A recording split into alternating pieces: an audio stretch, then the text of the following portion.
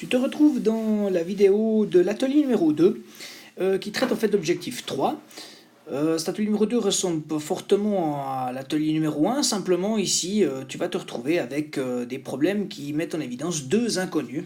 Et en fait, quand on veut résoudre des systèmes à deux inconnus, il va falloir trouver deux équations. Alors en fait, les trois étapes sont toujours les mêmes, ça ne va pas changer. La première, tu vas déterminer les inconnus du problème. Au lieu d'en avoir une, en fait, tu en as deux. Donc tu as un X et un Y.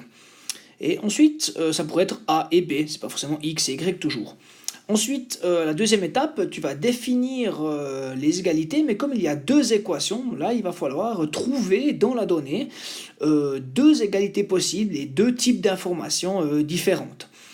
Et ensuite, à la troisième étape, pour chaque équation, c'est-à-dire pour les deux équations, tu vas devoir écrire de deux façons ce que représente chaque égalité. Voilà, prenons un exemple.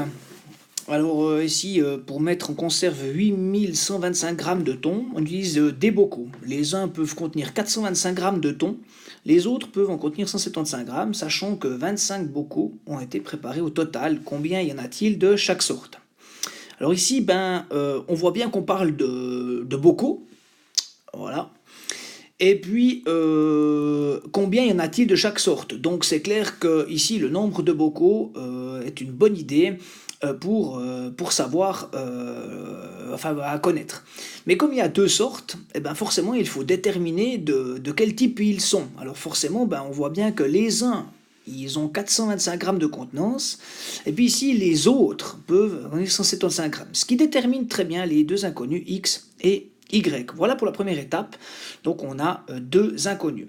Ensuite, il s'agit de définir les égalités, c'est-à-dire les informations qu'on a dans le texte. Alors ici, pour mettre en conserve 8125 grammes, ici on voit bien qu'on a une masse. Et puis, on voit aussi qu'il y a un certain nombre de bocaux. Donc ici, il y a des nombres et puis il y a des masses. Il y a deux choses. Alors, la première chose, c'est le plus facile, évidemment, c'est le nombre de bocaux. Le nombre total de bocaux, on sait qu'il y en a 25. Donc, on a une information sur le nombre de bocaux. Puis, on a aussi également une information sur la masse totale de thon, puisqu'elle vaut 8125.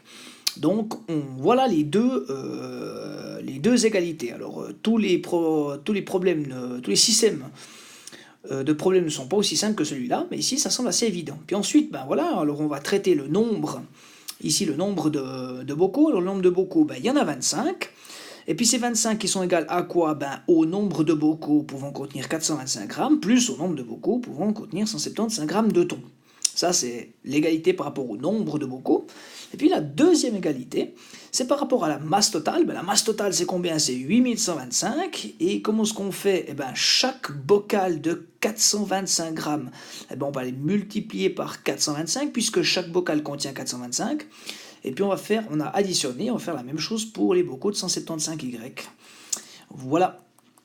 Et ici, l'idée n'est pas de résoudre le problème, ici, est juste de le poser.